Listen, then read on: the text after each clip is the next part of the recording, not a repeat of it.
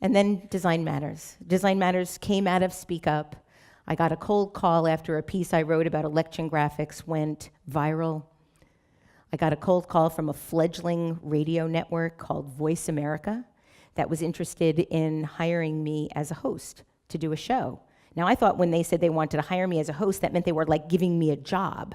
What I very quickly found out was that no, I actually had to pay them for the opportunity to be produced on their network.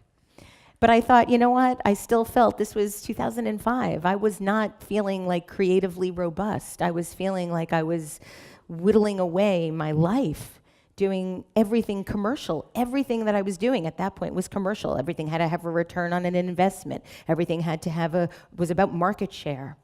And so I decided to do it. I started it February 4th, 2005, with 2 telephone lines. I would sit across from my guest in my office at the Empire State Building where I worked, and I would have these conversations.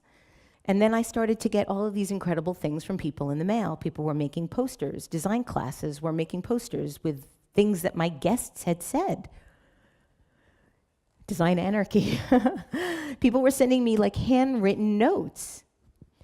And then I had written on Speak Up about, a lot of people ask me about the line that I closed the show with, we can talk about making a difference, we can make a difference, or we can do both.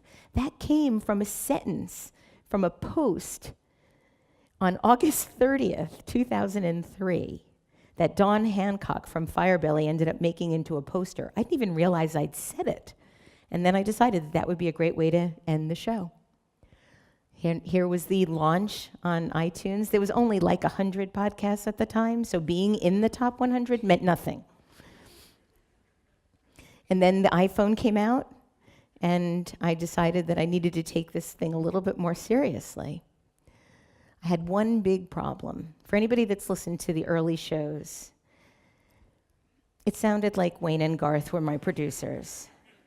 After 4 years and 100 episodes, I moved to my studio at SVA, relaunched on Design Observer, had my own little studio, lots more people. We were featured as new and notable when we came out, and then my favorite rating of all time on iTunes.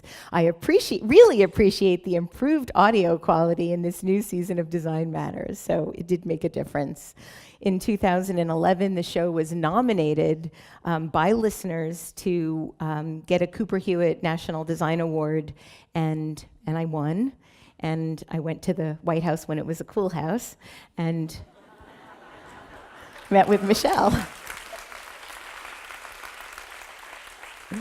And then finally, after 11 years, I never had a logo for Design Matters because I didn't want it to be anything commercial. I don't accept commercials. I didn't want a professional logo. I just wanted to be this effort, this passion, and I didn't. But then I was finally convinced by Armin, of all people, and he made this logo for me with an illustration by Christoph Niemann. And then in 2015, after 10 years of doing the podcast, it was named to iTunes as one of the best podcasts on iTunes. So, 34 years later, I stand before you. If that hadn't happened, and that, and that, and that, and that, and that, and that, and that, and that, and that, then nothing, not one of these things would have happened. The day that I thought was the worst day of my life, the day that I thought, I can't take it anymore, I have to stop, I have to quit, I have to give up. If that day hadn't happened, then I would not be here with you today. So, thank you.